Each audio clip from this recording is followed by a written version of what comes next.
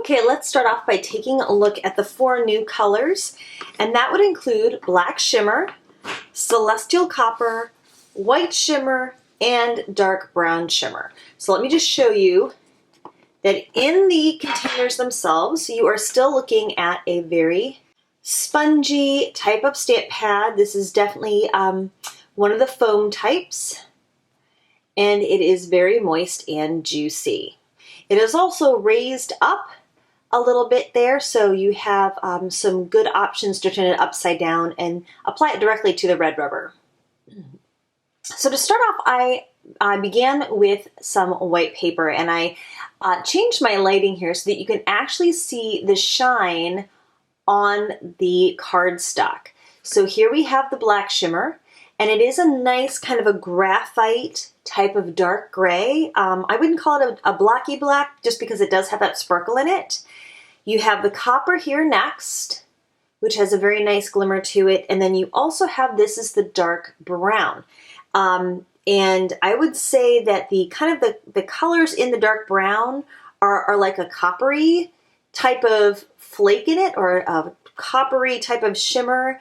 And in the copper, it's almost like a rose gold in its own way. Now, I did want to share with you that when you are using a stamp pad that is a pigment base, the way this one is, I wanted to use both the like a bold stamp and then a fine line stamp so that you could see the detail here.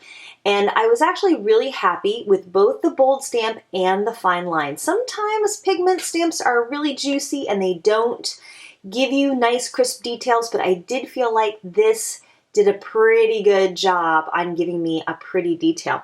Now, if you're wondering how that shimmer white looks on white paper, this is the effect that you get. It's really almost more of a watermarking effect. It's a very, very subtle. It'd be a gorgeous background with some all over stamping, but I wanted to kind of show you how that looks. All right, so next let's go with a black background, because this is really, I mean, if you're talking about a shimmer ink pad, you want it to pop. So here we have the Black Shimmer, which, as you can see, almost looks maybe a little white. It's a gray white on a black background. With the copper, you get a really nice true copper color. This is kind of a surprise to me. The dark brown on black cardstock almost looks like rose gold.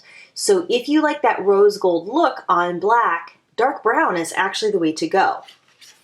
And white on a black background is spectacular. It has a little bit of a silver shimmer, but my goodness, it does pop. And if you're wondering about the best white stamp pad, please look at the cards and you'll see that this actually won an honorable mention for how a dark white should look on a black background.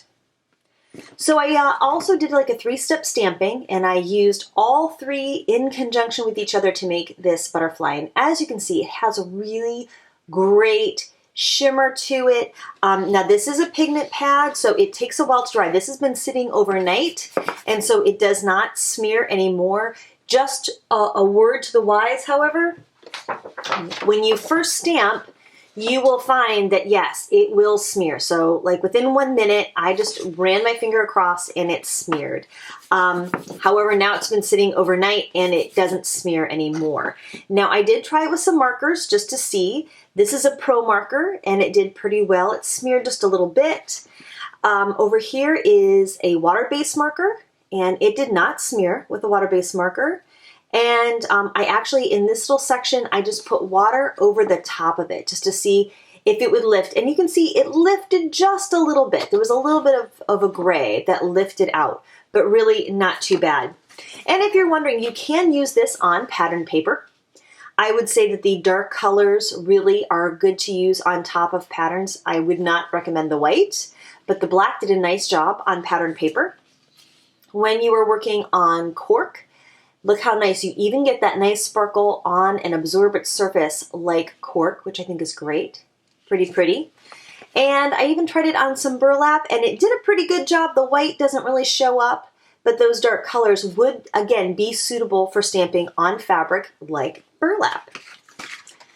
Lastly, I just wanted to play with some watercolor effects, and so I stamped on an acrylic block and added some water and then just went right to the paper. I also did a little bit of spattering and watercolor effects, but you see that because this is a water-based product, you can play with it kind of the way you do a watercolor pigment. So stay tuned because I have another video on this coming up real soon. The last thing I want to share with you is a card I made for my husband using the Delicata inks, and I applied them through a stencil using one of these mini distress tools. This turned out really cool for a reason, and I'll tell you. The background paper that I used was my make your own shaving cream paint, so I'll have a link up here for you for that. And then I stenciled over top, and as you can see, the way the Delicata went through and kind of grabbed the paper left a little bit of that texture in there, which I really liked. So anyways, I stenciled it using the black shimmer, and then you can see I went back over it again with the gold to add the details. And I really like the way this looks. It's really kind of smoky and sultry, but still a little bit elegant, which is kind of what I was going for. So I hope you enjoyed this overview of the Delicata new ink colors and maybe got some ideas for how to use them. Please like and subscribe and leave me a comment. As always, I value your opinion. Thank you so much for watching and have a crafty day.